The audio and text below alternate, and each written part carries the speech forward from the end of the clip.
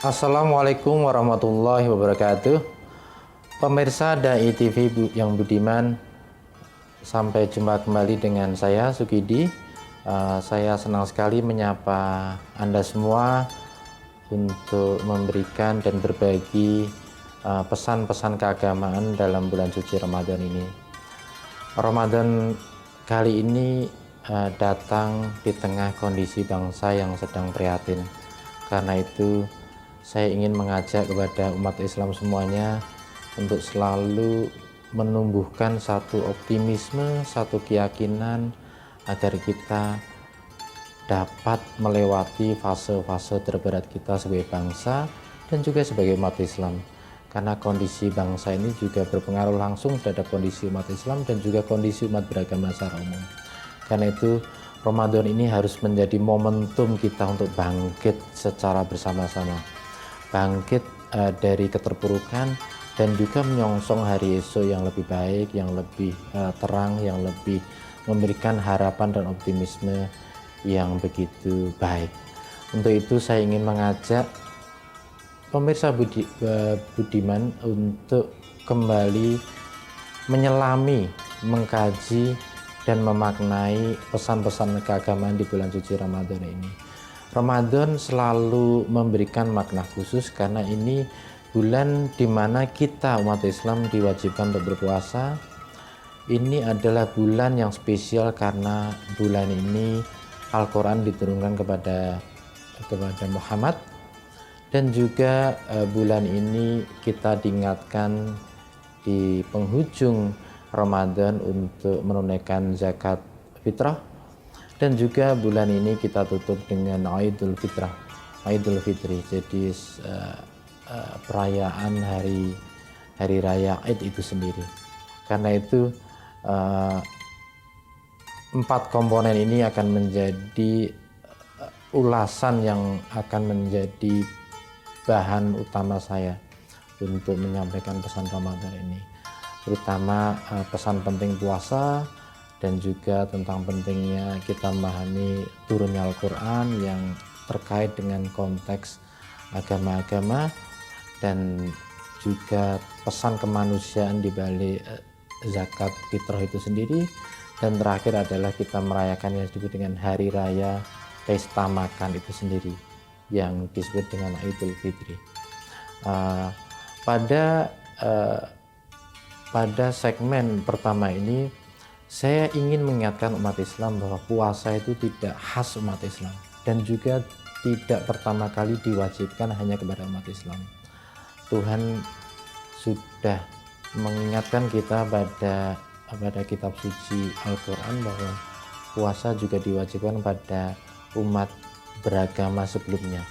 Itu menandakan bahwa kita diingatkan Tuhan tentang ritual ibadah puasa yang memiliki makna historis, makna kesinambungan dari tradisi agama sebelumnya, terutama agama Yahudi dan juga Kristen, yang mereka juga diwajibkan untuk berpuasa sebelum datangnya Islam. Karena itu saya ingin nanti mengingatkan umat Islam bahwa momentum Ramadan ini adalah momentum kita untuk melihat Islam dalam konteks agama-agama sebelumnya, tapi juga melihat Islam sebagai agama kemanusiaan yang terefleksikan pada perintah untuk berzakat itu sendiri. Dan juga terakhir adalah melihat Islam sebagai agama yang menekankan aspek silaturahmi, aspek yang mempererat kembali tali persaudaraan kita, tidak hanya sesama umat Islam tapi juga umat Islam dengan warga negara lain yang nanti kita rayakan pada hari raya Idul Fitri itu sendiri.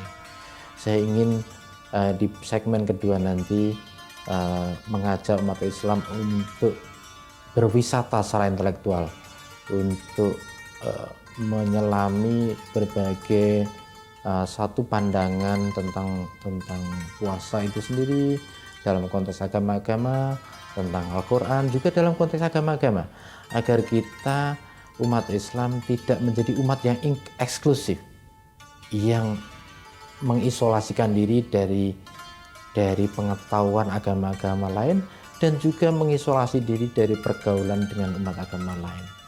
Momentum Ramadan ini justru mengingatkan kita puasa dan juga turunnya Quran itu terjadi dalam konteks agama-agama.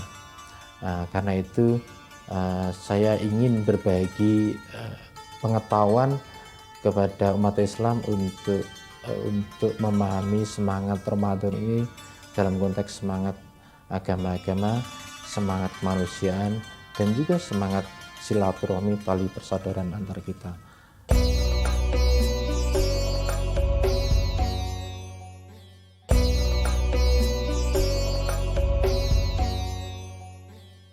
Pemirsa Dai TV yang budiman, Ramadan kali ini kita sudah jalani dengan penuh kekhusyukan dan penuh pengharapan dari Tuhan.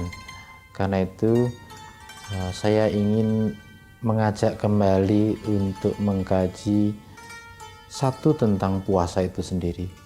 Puasa ini diwajibkan kepada kita dengan panggilan yang cukup terhormat. Kita disapa Tuhan dengan ya ayyuhalladzina amanu, hai orang-orang yang beriman. Kutiba alaikumusyamu kama kutiba alal ladzina min qablikum la'allakum tattaqun. Ini ada 3 makna penting di balik ayat ini.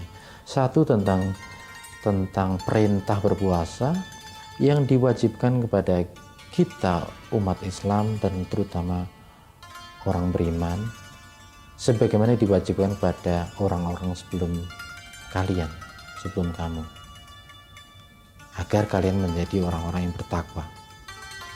Ini penting sekali untuk umat Islam ketahui bahwa kewajiban puasa ini bukan hanya diwajibkan pada umat Islam saja, pada kita saja.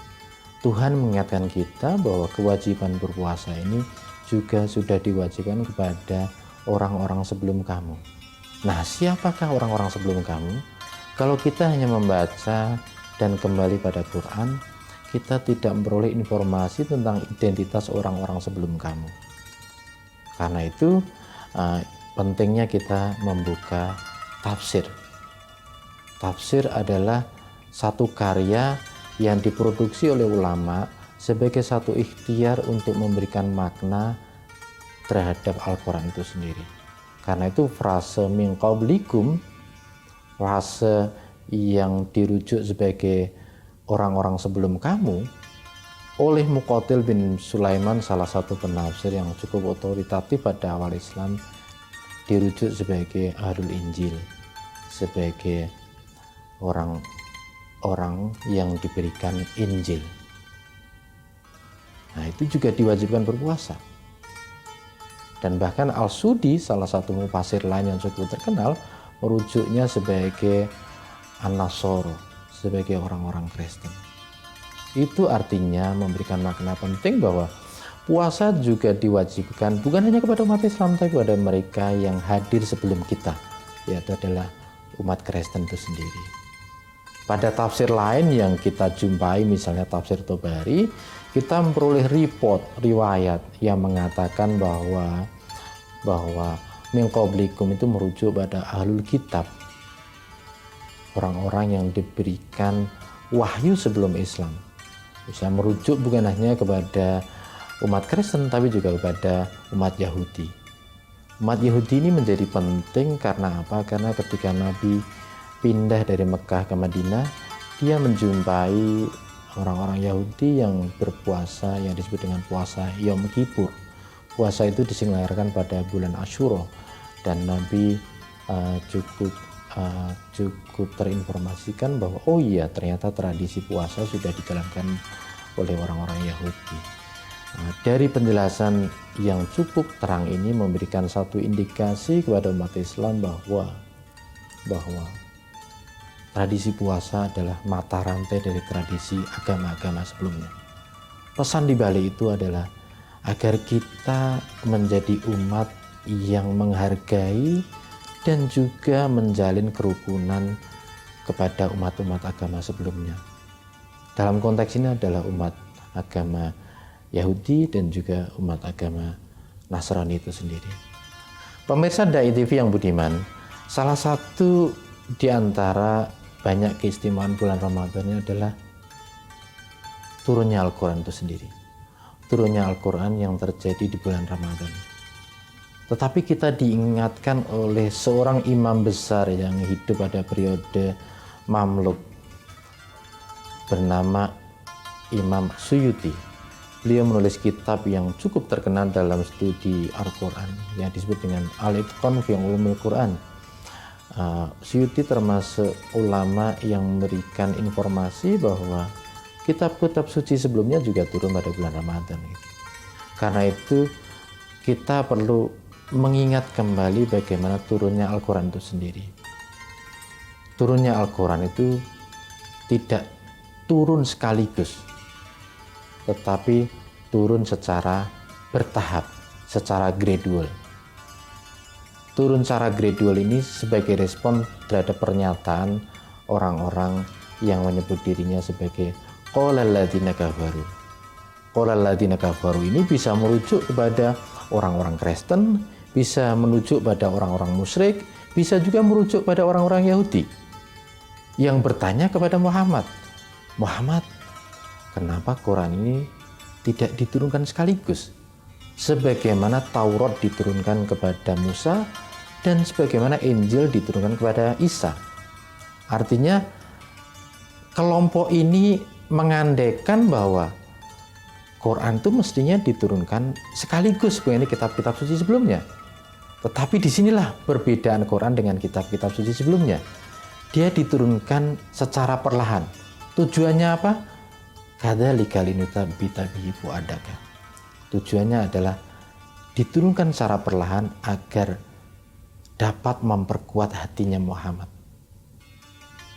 Itu alasan utamanya. Kenapa Quran diturunkan secara gradual?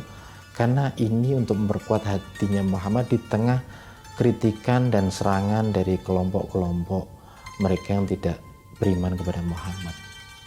Nah, tapi ada argumen yang tak kalah pentingnya yang dikemukakan oleh Ibnu Khaldun dalam Muqaddimah. Kenapa Quran diturunkan secara gradual? Itu adalah agar umat Islam dapat mudah untuk menghafal Quran. Karena dengan diturunkan secara perlahan, sedikit demi sedikit, umat Islam mudah menghafal Quran dalam hatinya, dalam memorinya. Karena itu hafalan itu sendiri bagian dari pesan kenapa Quran diturunkan secara gradual. Alasan yang ketiga yang tak kalah pentingnya ada agar Muhammad dapat merespon pertanyaan-pertanyaan orang kafir, orang-orang Yahudi, orang-orang Kristen. Bayangkan jika Quran diturunkan sekaligus dalam satu kitab, sehingga seolah-olah ini mengandaikan tidak ada peristiwa apa-apa dalam konteks sejarah tertentu. Ini diturunkan secara gradual, kadang satu ayat, kadang dua ayat, kadang tiga ayat, kadang satu surat, kadang dua surat, dan seterusnya. Itu karena ada kebutuhan zaman, yaitu adalah pentingnya untuk merespon pertanyaan, kritikan, sanggahan yang diajukan kepada Muhammad. Karena itu Tuhan hadir dalam sejarah dengan menurunkan Al-Quran itu secara gradual. Saya kira itu argumen pokok kenapa Quran itu turun secara gradual, secara bertahap, sedikit demi sedikit dan seterusnya. Itu bagian terpenting dari keistimewaan bulan Ramadan itu sendiri, mengingatkan kita kepada pesan bahwa turunnya Quran secara gradual itu bagian dari penegasan keistimewaan Al-Quran yang membedakan dirinya dengan kitab-kitab suci sebelumnya yang diturunkan sekaligus.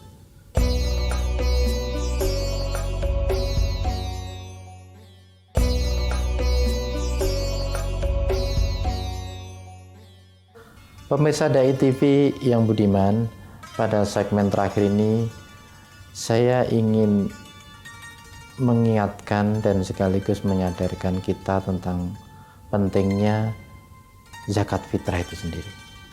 Karena kenapa itu penting?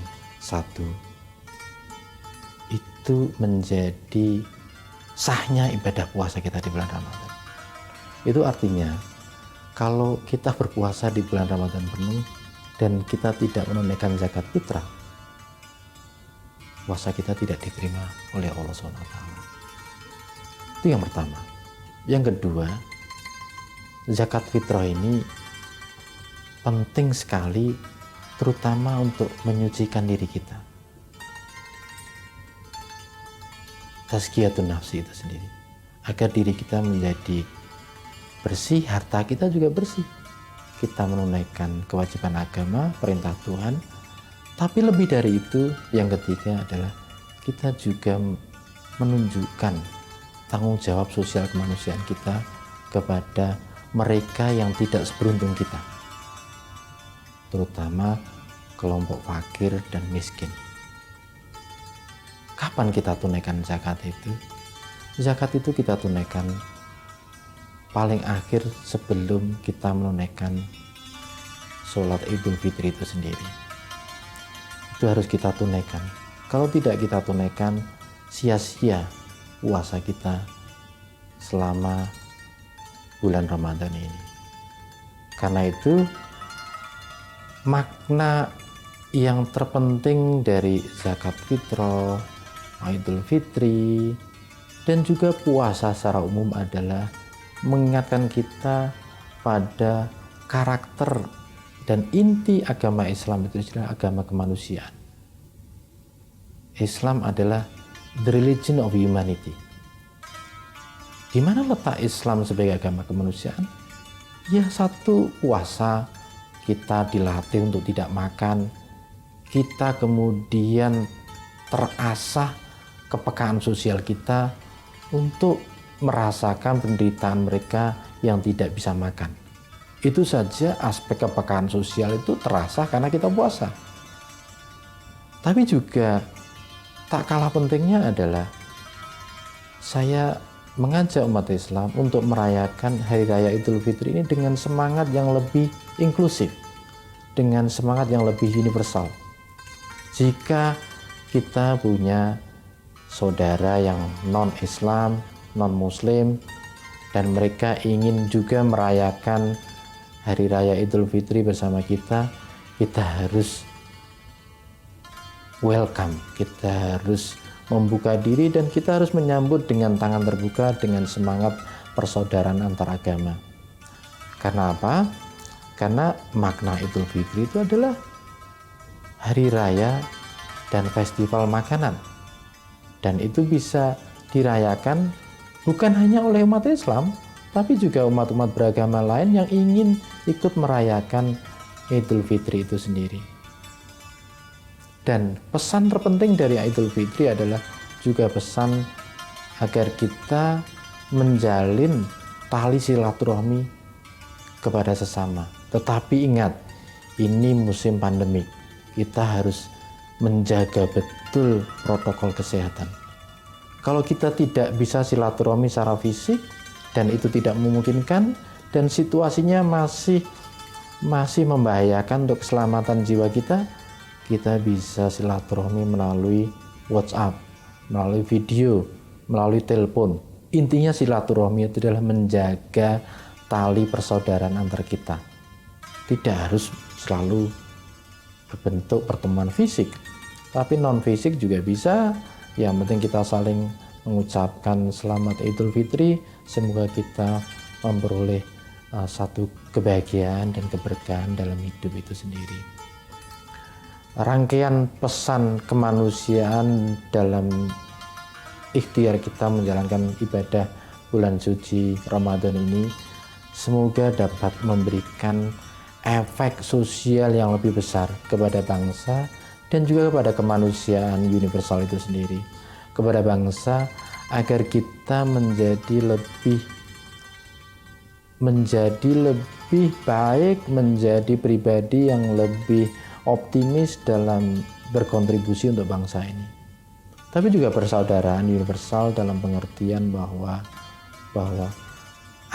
puasa, zakat fitrah, turunnya Quran itu merupakan pesan-pesan Tuhan agar kita selalu mendekatkan diri pada Tuhan dan juga mendekatkan diri pada sesama. Kepada Tuhan karena kita beribadah untuk Tuhan, tapi juga pada sesama karena kita ingin memberikan yang terbaik kepada sesama juga. Nah, karena itu Nabi berpesan kepada Aisyah istrinya, jikalau engkau ingin dekat kepada Tuhan, maka dekatilah rakyat. Itu menunjukkan bahwa kesalehan spiritual kita pada Tuhan sedikit banyak tergantung kepedulian kita pada sesama. Jadi kesalehan personal, kesalehan ibadah kita pada Tuhan juga harus diimbangi dengan kesalehan kemanusiaan kita pada sesama.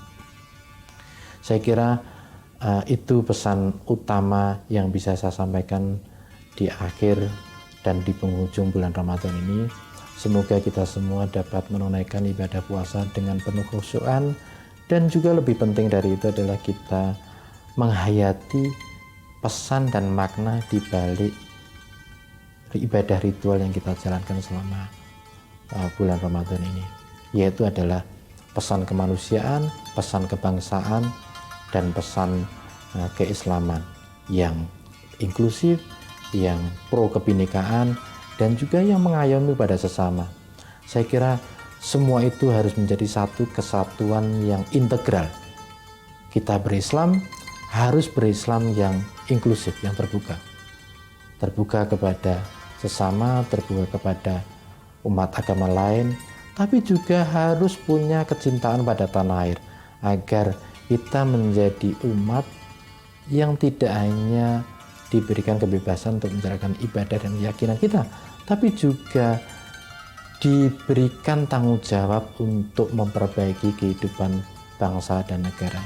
Insya Allah dengan semangat keislaman, keindonesiaan, dan kemodernan itu, pesan yang selalu disampaikan oleh almarhum Nurholis Majid dan juga pesan yang selalu diingatkan oleh Buya Syafi'i Ma'arif menjadi satu kesatuan dan menjadi spirit kita untuk menata bangsa Indonesia.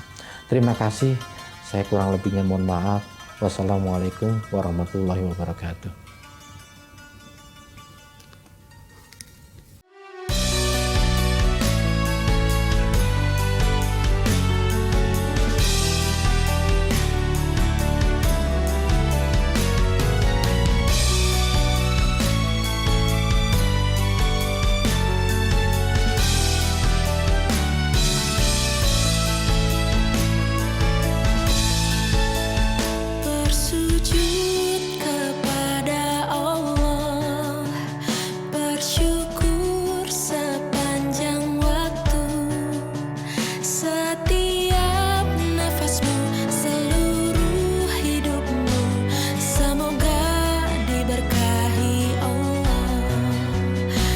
Sabar.